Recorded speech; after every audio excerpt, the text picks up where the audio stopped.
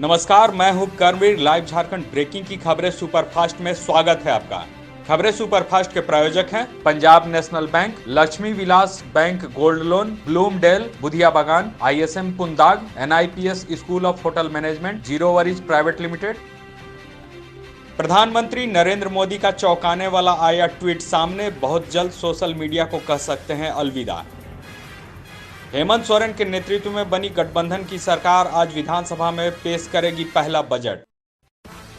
राज्य के वित्त मंत्री रामेश्वर उरांव वर्ष 2020-21 का बजट करेंगे पेश, वित्तीय प्रबंधन पर होगा फोकस।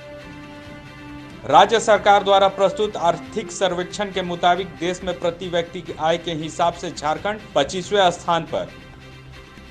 मुख्यमंत्री हेमंत सोरेन ने कहा, पिछले 5 वर्षों से आर्थिक संकट का दौर झेल रहा है झारखंड। यौन शोषण के आरोपी विधायक ढुल्लू महतो और उनके भाई की तलाश में पुलिस ने 15 जगहों पर की छापेमारी। HEC के आंदोलनरत कर्मचारियों को मिला पूर्व केंद्रीय मंत्री सुबोध कांत सहाय का साथ। श्री सहाय ने कहा, मजदूरों को मिलना चाहिए उनका वाजिब हक। टेरर फंडिंग मामले में NIA ने PLFI प्रमुख दिनेश गोप के 2 सहयोगियों को किया गिरफ्तार।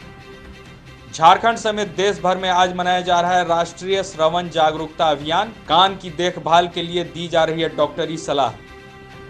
कांग्रेस के वरिष्ठ नेता दिग्विजय सिंह का आरोप, कमलनाथ सरकार को अस्थिर करने के लिए कांग्रेस विधायकों को भाजपा दे रही है रिश्वत। भाजपा प्रदेश अनुसूचित जनजाति मोर्चा के उपाध्यक्ष प्रेम सागर मुंडा की अपराधियों ने गोली मारकर की हत्या। आर्थिक तंगहाली में जी रहे पद्मश्री सिमोन उरांव की मदद के लिए राष्ट्रीय अनुसूचित जनजाति आयोग ने राज्य सरकार को दिया रिमाइंडर। रांची नगर निगम के टाउन प्लानर मनोज कुमार को हटाया गया, गजानंद राम को थमाया गया नोटिस।